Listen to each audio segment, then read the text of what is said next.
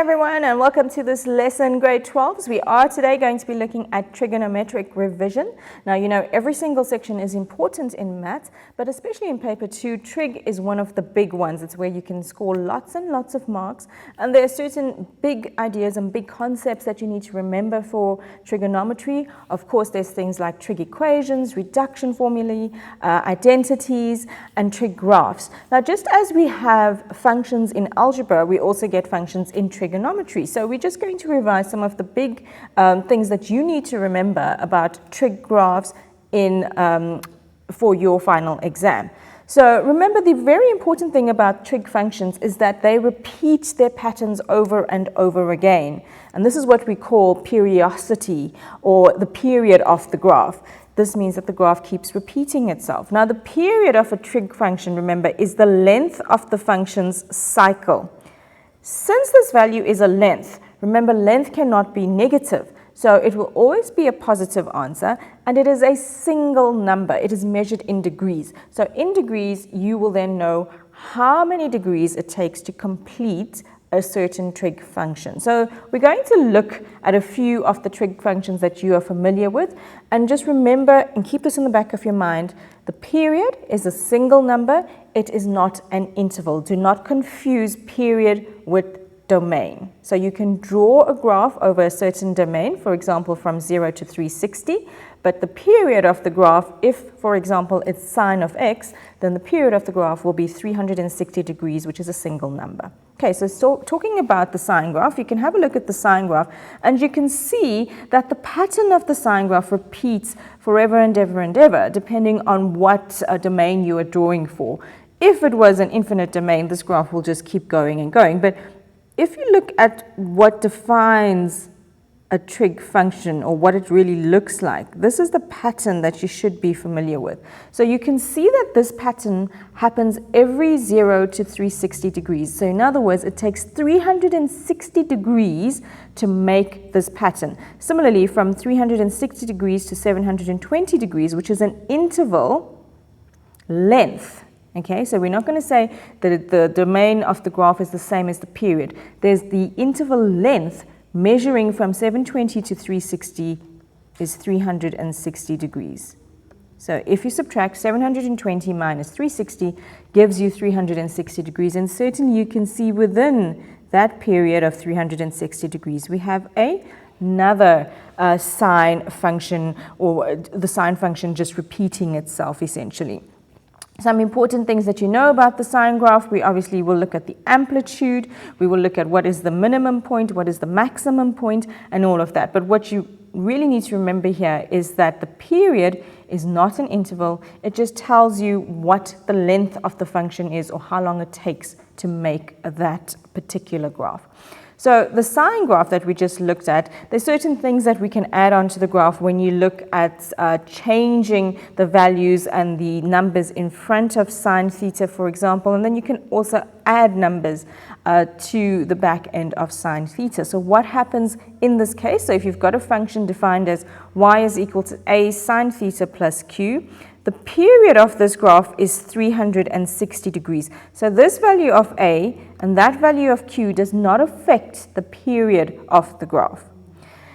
The value a affects the amplitude of the graph. Now we're going to talk about amplitude a little bit more just now, but very important, guys, do not think that the value of a is the amplitude. It is not. So if you see something like, and we will talk about amplitude just now, we're going to carry on talking about period, but if you see something like y is equal to sine of x, that too is not the amplitude. Do not assume it's the amplitude, because for example, if I had minus 2 sine x, then many will say to me, well then the amplitude is minus 2, and that's incorrect, but we will talk about that just now. All right, let's move on. So what happens when we change the value of a and q? This is now true for all functions. So even if we're dealing with algebraic functions, this is always true. If we add q to the function, the graph will move vertically up or down by q units. It's not going to change the shape of the graph. It's just going to be a vertical movement up if q is positive, or down if q is negative. Okay? If we multiply the graph by a factor of a, this will result in a stretch, and I'm going to show you what I'm talking about. This will result in a stretch or compression of the graph vertically. If the value of a is greater than 1, you're going to have a graph that's stretched, okay? If we have a value that's a fraction, so that's a number between 0 and 1, you're going to have a function that's compressed, so it's a lot flatter. All right? If you have a value that's negative, this will cause the graph to be reflected and it stretches the graph. So for example, if I have y is equal to negative 2 sine of x, that will give me a graph that is reflected about the x-axis and is also going to be a stretched out graph. So what do we mean by stretched out? We'll have a look at that just now. The effect of k. So you will also see that sometimes you have y is equal to a times sine k of theta. There's a value between the theta and the sine. This value of k does not affect the domain, okay? It does not affect the range or the amplitude of the graph. Remember, it is only the value of a that will affect the amplitude of the graph, or the value of q can also shift your graph. It does, however, this value of k, it does, however, affect the period of the graph. Now let's talk a little bit about the period. So say I have y is equal to sine of x. So the value of k here is 1. The period we discussed there is 360 degrees. That's the function length. What happens when I have sine of 2x? So the 2 tells me that there's going to now be 2 sine graphs or wavelengths between 0 to 360 degrees. So how do I then find the period of the sine graph? How long will it take to make one complete curve? All you've got to do to answer that question is you take your normal period, which is 360 degrees, and you divide by the value of k. So if k is 2, I divide by 2, and my answer is 180 degrees. Similarly, if k is equal to a half, which means I now have half a sine curve in from 0 to 360 degrees, the new period would be 360 degrees divided by a half, which is equal to 720.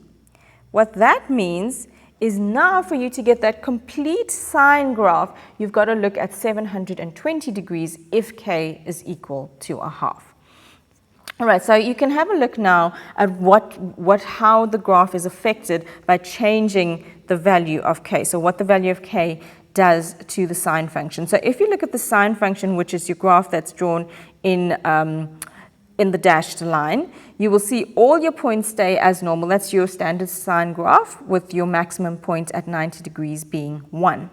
When you add this value of 2, so the graph is sine 2x, can you see that now between 0, so if we're drawing the domain from 0 to 360, we see that there is normally one graph, but if the value of k is 2, can you now see that there's 2 graphs in the drawn domain? Okay, how long does it take to complete a single curve, or a single wavelength is what we call it more correctly? So it will take, from there, we go down all the way to that point. We've got a complete sine function as we recognize it. So therefore, in this case, it takes 180 degrees to give you a full wavelength of the sine graph. Okay, so you can see how the value of k changes the value of your period. All right. Similarly, I've just drawn for you, if we have sine of a half x, once again, you can see the original sine function as the dashed line. And now, if we have a domain of 0 to 360 degrees, we can see that we'd only have half of the sine graph in that domain. So therefore, the wavelength now, how long will it take to give me a complete sine graph? If I take 360 and divide it by a half, it gives me 720 degrees. All right, so that's an important concept that you need to remember. So to calculate the period, and this is the same for the cos graph and the sine graph, so we're not going to go over both of them in detail. But to calculate the period of the sine graph or the cos graph, which is normally 360 degrees, when there's a change in the value of k, what do? We take the 360 degrees and we divide it by, you'll see what I've written here is the absolute value of k. What that means, you don't have to worry about that too much, but what it means is that the value of k is always positive. So even if I had negative sine of, say, negative 2x, right? The value of k that you would be using there is not the negative 2, you'd use positive 2. Okay. All right, then we mentioned amplitude a little bit at the beginning. So the amplitude of a trig function is again a distance. Now remember, when you talk about distance, you cannot travel negative 2 meters, for example. So just like that, amplitude is never negative. It's a positive value. It is the distance from the highest point of the curve to the lowest point on the curve. To calculate the amplitude, we take the maximum value, we subtract the minimum value, and we divide by 2, and that will give me the amplitude. So very importantly, it is a distance. It cannot be negative. So if I look at the cos graph, for example, and I want to work out the amplitude, I can see that the maximum value there is 1, right?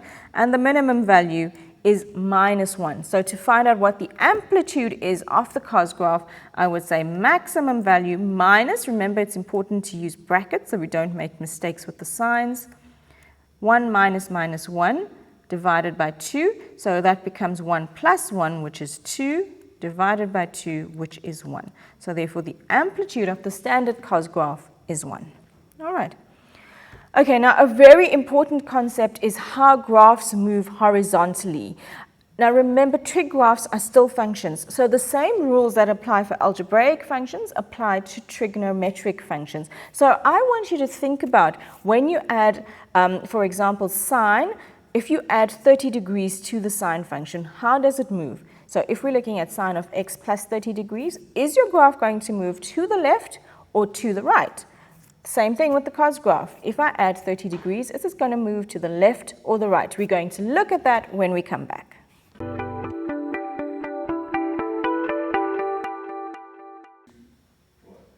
Welcome back, everyone. So I hope you took that time to think about what I mentioned before that break, which is how would the addition of a value of p change the function that we were looking at. So for example, if we're looking at sine of x plus 30 degrees, does the graph move to the right or to the left? If we looked at cos of x minus 30 degrees, will the graph move to the right or to the left? Now, the value of p, so if we have, for example, y is equal to sine of either x plus or minus p, it doesn't matter what the value of p itself is. But what you need to remember is that the value of p will result in a horizontal movement. Horizontal is this way, remember? So it's moving to the sides. Vertical is obviously going up and down. So vertical would be up and down, like the value of q shifts your graph, but horizontal will move along the x-axis. Okay, so the value of p will change and shift the graph left or right by p units. How do we know if it's supposed to move to the left or the right? So for example, say I gave you y is equal to cos of x plus 30 degrees. Will the original cos graph move to the left or will it move to the right? Now, the way that I remember it, and that's an easy trick for me, is the graph always does the opposite to what the sign is showing you. So if we have a positive 30 here, the graph is going to move in the opposite direction. So instead of thinking, okay, plus 30, I move everything 30 degrees to the right, no, it actually does the opposite thing. The graph will move 30 degrees to the left. And I've got a very nice tool set up for you to illustrate exactly how this happens. So let's have a look at that. All right, so what you see here is I've drawn the normal cos function, f of x. You can see that in a solid line. This is f of x is equal to cos x. There's no change, there's no horizontal shift at the moment. We still have an x-intercept of 90 degrees and 0, and a minimum point at 180 degrees minus 1, and so on. Let's do what I just said. Let's move the graph 30 degrees positively. So let's add 30 degrees. Will the graph itself move in the positive direction or the negative direction? That's what we're going to find out. So let's add 30 degrees to cos x and see what happens. So I'm going to move the slider, that's what we call it, to 30 degrees, which is just there. Do you see what has happened to the function x plus 30 degrees? So the original function has now, you can see that as the dashed line, right? So that's the original function that you see on your screen. It's the normal cos of x graph. When I add 30 degrees, can you clearly see that the graph has now moved 30 degrees to the left? Hopefully you can all see that. Instead of me now having an x-intercept of 90 degrees and 0, I have an x-intercept of 60 degrees and 0. Clearly, that is 30 degrees less than 90. So therefore, my graph has moved to the left. The way you think about it is if you had to substitute the value of x as 60 degrees in your function cos of x plus 30. So if I make x 60 degrees, what would happen? I would end up with cos of 60 plus 30, which is cos of 90. So technically what I'm doing is at the value of x is equal to 60 degrees, I am now plotting the value cos 90 because I've added 60 to the 30, and that gives me the value that would normally be at cos of 90 degrees. So in other words, the graph moved 30 degrees to the left to give me the same value as I would on the normal cos graph, if that makes sense to you. So you can see the graph has clearly moved to the left when I've added 30. Now what happens if we go back? All right, so let's start once again at 0. And instead of p being positive 30, I now make it negative 30. Let's see what happens there. All right, we've just got to stop on 30. There we go. So now the value of p is negative 30. So once again, you can see the original cos graph as the dashed line on your screen. We've said p is negative 30, so my function, my new function is, as you can see on your screen, f of x is equal to cos of x minus 30. Do you see now the solid line? The graph has literally moved 30 degrees to the right.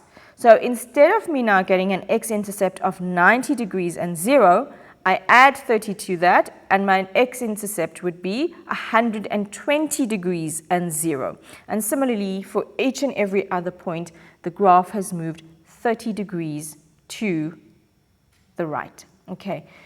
If you have time, you can take down that link on your screen and you can play around with this yourself. It is an open resource, so you would be able to take down the link in your screen if you can see it, and you can play around with this resource. But all you do is change the value of p, and you will see if I go p is negative 90 degrees, you can see the graph has moved 90 degrees clearly to the right. It does the complete opposite of what you think it would do, all right?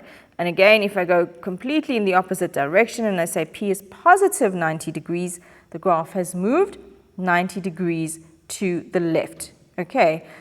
All right, guys, so hopefully you can all see that and you have a better understanding of what a movement of the horizontal value p does. So does it move it to the right or to the left? Hopefully now you'll be able to answer that. All right. The function that's special in ways that it is not similar to the sine and cos graph is, of course, the tangent graph, which we're going to talk about just now. So guys, what I really just want to show you again on this sketch of the sine graph, which is in your olive green color, let's look at how, once again, the value of p changes the graph horizontally. So remember, sine of x, keep track of that one, that's the one in green.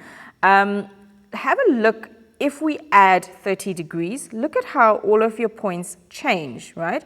So if we look at the original sine graph with a maximum turning point at 90 degrees, x is equal to 90 degrees and 1, If I say x plus 30 degrees, so I've added 30 degrees to sine of x, what happens? Look at the graph in red.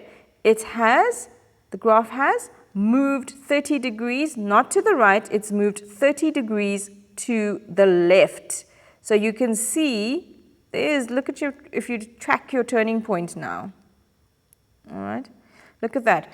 It's clearly moved 30 degrees to the left. It's no longer a turning point of 90 degrees and 1 when I add 30 degrees.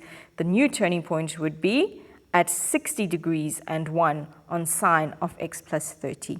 Similarly, if we were to subtract 60 degrees from sine of x, so sine of x minus 60 degrees, you can see the graph in blue. If you track that one with your eye, look at what's happened. So we know, okay, the original sine graph has a turning point at 90 degrees and 1, but now have a look where that has shifted to, where that point has shifted to. Do you see that that is now 150 degrees and 1 as the new turning point? So your graph has now moved 60 degrees to the right. So you can see clearly by looking at the turning points, sine of x minus 60 degrees implies a shift to the right by 60 degrees. Now, as we mentioned, a very important function that we want to talk about right now is the tangent function. So let's quickly go over that. We've spoken a lot about sine and cos. What is special about the tangent function is that it doesn't take 360 degrees to repeat its pattern. It takes 180 degrees. So it repeats the pattern every 180 degrees. So I'm going to do a rough sketch of the tan graph. Okay, so you have something like that. You have x is equal to 90 as your asymptote.